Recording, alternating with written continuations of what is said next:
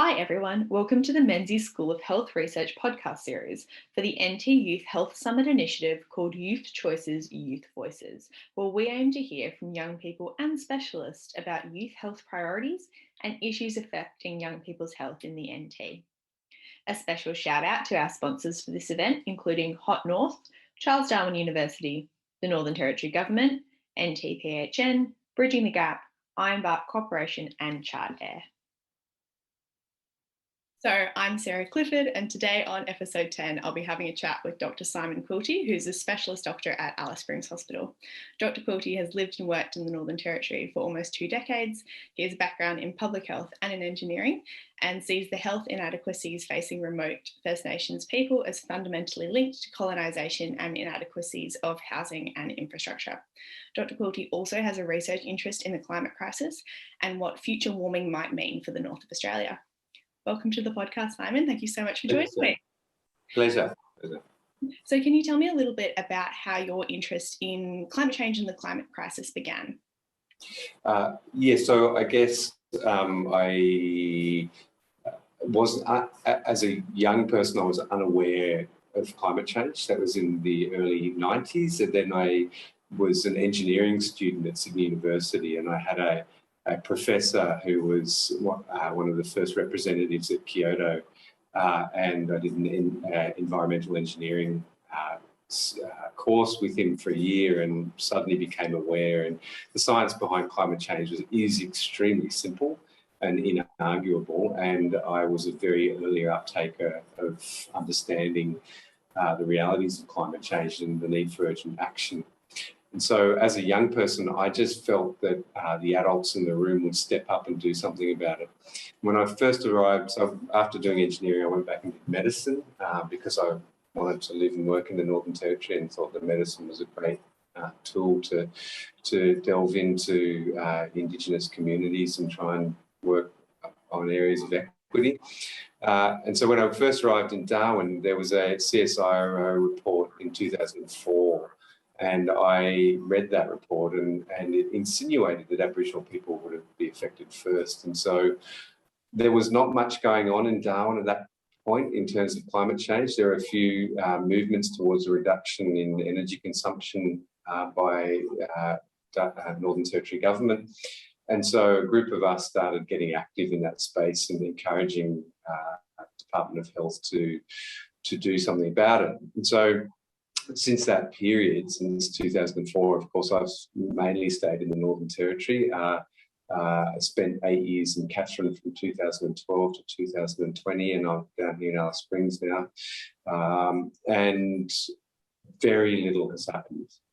And the adults in the room never stood up. And so I have stood up, and over the last few years, particularly in Katherine, where we had some extreme weather, the new temperature extremes in Katherine were so profoundly unexpected, even by meteorologists, as to be quite shocking. And so the reality that I knew was coming has arrived, and still the adults in the room haven't stood up. So I really believe that the way forward for action on climate change is through young people. This is going to affect young people more than anyone else. And don't expect the adults in the room to stand up, because they haven't. Absolutely. So you talked about your shift from engineering into health. What does climate change mean from a health perspective? Yeah, so the CSIRO report of 2004 predicted some pretty dire things, including some temperature extremes by 2030 that sadly we have already reached by 2020. So it was dire then, and it insinuated that people's health was going to be affected, and that the report also insinuated that Aboriginal people were going to be more affected than non-Aboriginal people. And I remember in 2004 pondering what that actually meant. What does climate change look like? And I'd already been told by Aboriginal people back then that there was lots of changes in the ecosystem, that the symbiosis of knowledge of flowering plants with particular harvesting of other plants and animals was going haywire. And people in Arnhem Land, certainly in 2000, when I first was a medical student in the Northern Territory, were very aware that things were getting hotter and that it was sending relationships between ecology into disarray. And so that's the first thing that's happening, is that we're getting ecological disruption. And for Aboriginal people, they lived on the land, they were used to all of these signalings, they knew how to interpret the climate and how it related to the ecology and eventually the wellness through food sources. So that disruption has occurred and is getting worse. And then for remote Indigenous Australians, the problem is that climate change is now falling upon conditions of extreme social inequity.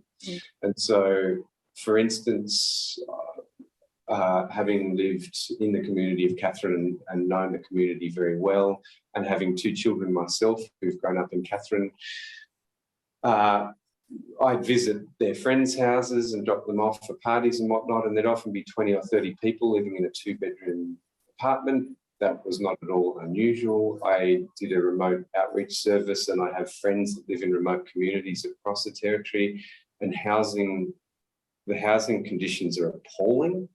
So houses are firstly inadequately constructed for the climate.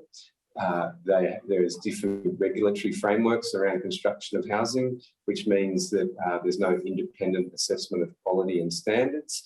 So what you find is a lot of the houses don't even have ceiling insulation. They have very poor physical design. For instance, western facing walls don't have eaves on them, and so the afternoon sun beats down on these walls and makes houses really, really hot. And inside those houses, you've got 20 or 30 people. And so then you have problems of poverty. And so Aboriginal people in the Northern Territory pay slightly more for their electricity than anywhere else in Australia.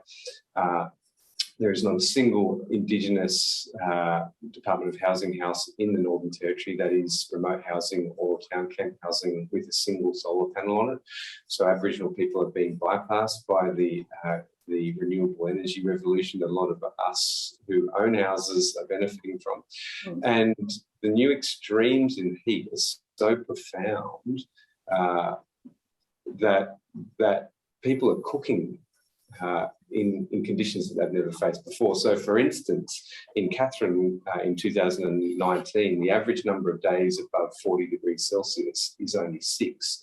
In the summer of 2019, it was 54 days above 40 degrees Celsius. It was extremely hot. And people literally can't shield from this. And once the proteins in your body go above about 41 degrees Celsius, they start to denature and you die. And so there's thresholds upon which human health and ecological health are being pushed to the absolute maximum now. And particularly for Aboriginal people, they don't have the infrastructure to be able to shelter from such extremes. So from that big picture perspective, what do you think needs to happen both in the NT, but of course nationally and internationally as well, in terms of getting us back on track to deal with the climate crisis? Well, I think that we need to talk about climate justice. It's not, so for instance, healthcare produces 7% of the entire nation's greenhouse gas emission. That is my profession. I own 2 diesel cars. I have a big carbon footprint myself. We have to have massive culture change. We have to really start to reflect as a society on what it is that's sustainable, and we need to be firstly mitigating, and we need to be reducing our carbon footprint, and particularly in the Northern Territory. If it's not the Northern Territory that does it, then who will? We are at the front line of it. We are going to be the ones, we are already the ones that have been impacted by it. It's going to get much worse in the next 10 years. The Northern Territory needs to be leaders. So we need to drastically reduce our carbon emissions immediately. And then we need to start recognising that, as has been very clearly predicted for years, it's going to be the people that have contributed least to these carbon emissions that are going to be hurt first. And we need to start very carefully, strategically planning for a rapid escalation in heat in the Northern Territory and how that impacts on human well-being. let alone ecological well-being.